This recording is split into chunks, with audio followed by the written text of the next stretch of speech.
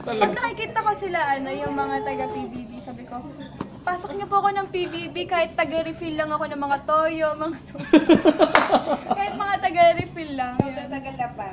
Okay. Naman ganun. Taga-refill. Si Maris, di ba yung fan base niya, yung hurt din ngayon. Si Macris. Oo, ang mga Macris Guys, Kumaway. ano lang, sila nag-advise, no? Huwag mo inaano si Maris.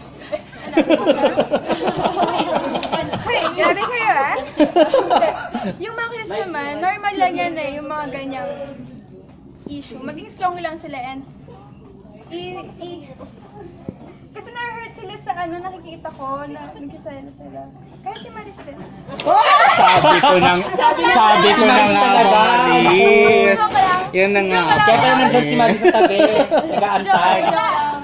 Maging lang sila. Enjoy nila kasi happy naman si Maris and for sure happy rin si Makoy dahil sa mga blessings. Ay, huwag kang gano'n. Ano mo sinasabi? Sinasabi mo na. Yun, lang sila, chill lang sila. So aware ka dun sa good understanding daw nung dalawa. May good understanding. Bagong term. GU kasi gamit na yung MU. Nung in-announce na si Makoy mag-PBB, di ba nag-rehearsal kami sa Resorts World? Nakikita ko naman sila na magkasama sila. Hey! Scoop. So, anong meron? Yun ang tanong na lang. Medyo kunwari wala si Maris. Kunyari wala Anong siya. meron?